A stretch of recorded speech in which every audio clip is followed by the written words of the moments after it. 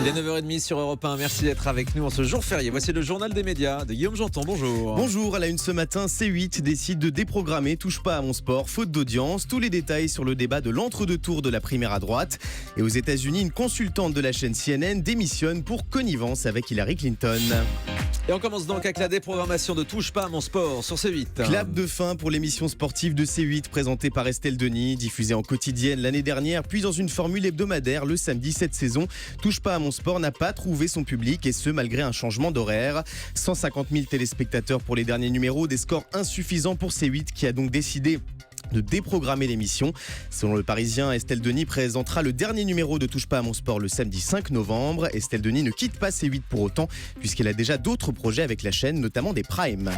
La grève à iTélé reconduite pour le 15e jour consécutif. Hier, les salariés d'iTélé ont voté à 82,6% la poursuite du mouvement de grève qui dure depuis maintenant 15 jours. Selon des journalistes de la chaîne, la direction a repris les négociations avec des propositions dans le domaine éditorial et social.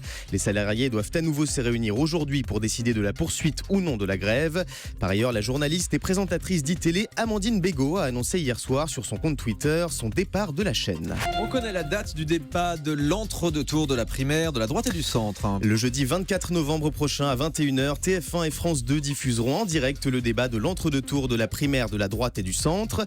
À 3 jours du second tour, les deux candidats finalistes répondront aux questions de David Pujadas pour France 2 et Gilles Boulot pour TF1. D'ici là, les 7 candidats à la primaire de la droite et du centre débattront pour la deuxième fois ce jeudi sur BFM TV et iTélé. Et le débat est décisif, le troisième, il sera sur Europe 1 et France 2. Aux États-Unis, une consultante de la chaîne CNN démissionne pour connivence avec Hillary Clinton. La chaîne américaine CNN a annoncé hier la fin de sa collaboration avec Donna Brazile, présidente du Comité national démocrate et commentatrice politique, suite à la publication par Wikileaks d'emails laissant entendre qu'elle a communiqué à l'équipe d'Hillary Clinton des questions prévues pour un débat retransmis sur la chaîne au printemps dernier.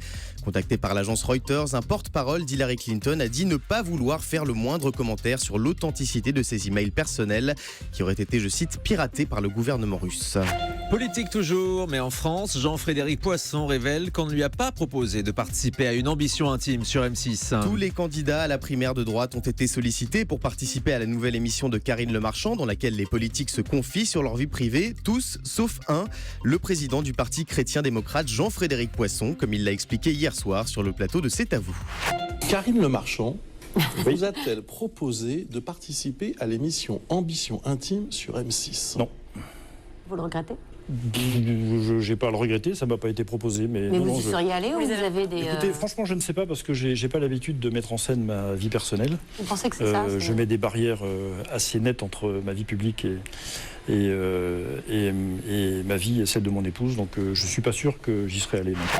Jean-Frédéric Poisson qui sera le prochain invité dès lundi de la primaire sur Europe 1, lundi dans la matinale avec Thomas Soto.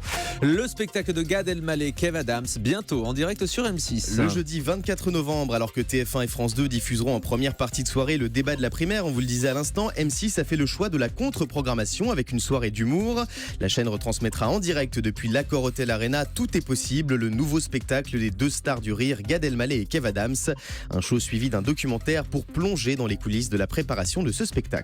Et puis Bertrand Chameroy décroche son premier prime time sur W9. L'ancien chroniqueur de Touche pas à mon poste est incontestablement le nouveau visage fort de W9. En plus de son show hebdomadaire OFNI et de sa pastille quotidienne, Bertrand Chameroy va également animer des primes sur la chaîne, comme nous l'avait annoncé le directeur des programmes Jérôme Foucret dans cette émission. Le mercredi 23 novembre prochain, Bertrand Chameroy présentera un prime baptisé Bertrand Chameroy retourne la télé, un titre qui n'est pas sans rappeler une ancienne émission de Coé sur TF1 intitulée Coé retourne la télé. Oui, c'est le même titre, effectivement. Thomas Soto de retour devant les caméras, le temps d'un débat sur une chaîne de télé sur Internet. Le web média digital 100% vidéo spicy.com propose depuis le 26 octobre dernier un documentaire baptisé Salafiste. Ce film aborde la question de l'idéologie radicale qui façonne la pensée de milliers de djihadistes. Pour accompagner ce document, Spicy a également mis en ligne un débat passionnant animé par notre ami Thomas Soto qu'on retrouve tous les matins entre 6h30 et 9h sur Europe 1. Allez, on termine avec le chiffre du jour. Un an, c'est le délai entre la diffusion d'un épisode de la série à succès Supergirl aux États-Unis et sa programmation en France sur la chaîne Série Club. Le Parisien publie ce matin un dossier consacré à Game of Thrones, The Walking Dead ou encore Supergirl, des séries cultes piratées dans le monde entier, mais dont la diffusion à la télévision reste très confidentielle en France. Effectivement, merci beaucoup Guillaume Janton.